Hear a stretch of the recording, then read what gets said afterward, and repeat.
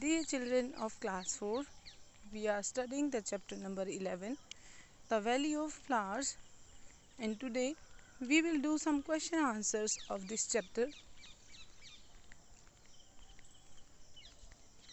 At first you have to write this question as the question number 1 today from the page number 92. And the question is, are any special flowers used on certain occasions by your elders? Make a list of different occasions and the flowers used. बच्चों यहाँ पर हमें occasions means उन त्योहारों उन पलों के नाम लिखने हैं जिन पर कि आप फूलों का प्रयोग करते हैं. The occasions you have to write like this table. The friendship day, उस पे आप roses यूज़ करते हैं. Birthday, rose, tulip. Marriage anniversary आप बुकेज देते हैं. वैलेंटाइन डेज पे रोज़ का यूज़ होता है. कुछ भी सेमेंट्रीज होती है तो बुकेज का यूज़ होता है. कोई रिलीजियस सेरेमनी होती है तो मेनली मैरीगोल्ड का यूज़ होता है.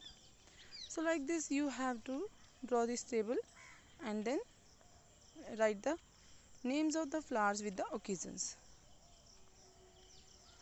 Then today you have to write this question as the question number 2 from page number 93. Find out the price of these different forms. Means यदि फूलों को गार्लैंड बना दें या एक स्ट्रैंड एक सीधी लड़ी बना दें या एक फ्लावर बना दें या एक फ्लावर हो तो उसके क्या क्या प्राइस होते हैं. So the answer is the prices are usually as follow. एक यदि फूलों की माला बना देते हैं जैसे मैरीगोल्ड की माला है उसका ₹50. वन स्ट्रैंड कोई 10 या 15 फूलों की एक जो लड़ी होती है यदि वो बना दी जाए तो उसका कॉस्ट ₹20 तक रखते हैं. और यदि एक फूल है तो ₹5. जैसे रोज़ भी आपका ₹5 में आता है. तो इस तरह से ये क्वेश्चन आपको बताता है कि आपको जो नॉर्मल आउटसाइड जो आपकी लाइफ है उसके साथ भी कनेक्शन होना चाहिए. आपको जो रेट्स हैं चीज़ों के वो पता होने चाहिए चाहे फिर वो फूल ही क्यों ना हो. देन नेक्स्ट क्वेश्चन आपने लिखना है question number 3. In what forms to flower sellers sell the flowers. आपको बताना है कि जो फ्लावर सेलर होता है मीन्स जो फूल बेचने वाला होता है वो किस फॉर्म में फूलों को बेचता है.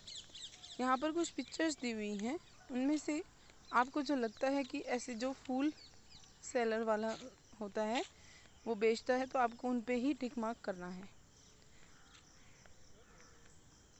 सबसे पहले आप देख रहे हैं एक लंबी सी स्ट्रैंड है जो कि काफ़ी हैवी है.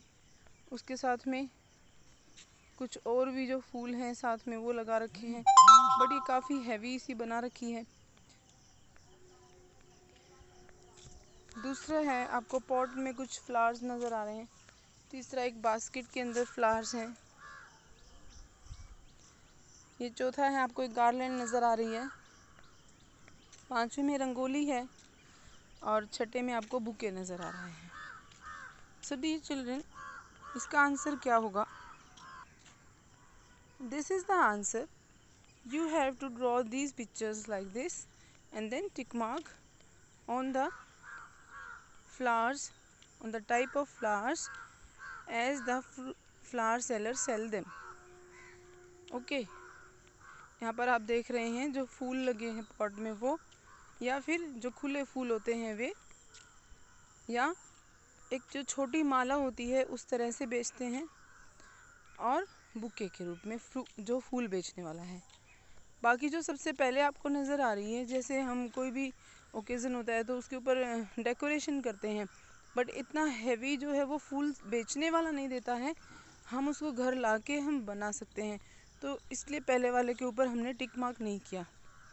और जो रंगोली वाला है उसमें पेटल्स अलग अलग कर रखे हैं तो पेटल्स अलग अलग करके भी जो फ्लावर सेलर होता है वो नहीं देता है क्योंकि यदि वो अपने फ्लावर के पेटल्स अलग अलग कर लेता है तो वो जल्दी ही गल जाते हैं. They rot off very soon and it will decrease the price. उससे उसका प्राइस कम हो जाता है तो इसलिए वो खुले पेटल्स भी नहीं देता है. So like this you have to write the answer.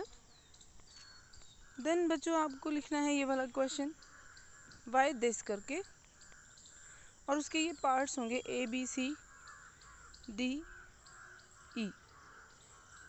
आपने बैनर देखा एक लिखा हुआ है यहाँ पर डू नॉट प्लग फ्लावर्स, उसके साथ में लिखा है कि क्या आपने कभी ऐसा बोर्ड देखा है, तो आप उसका आंसर लिखेंगे yes I have seen such a board in the park.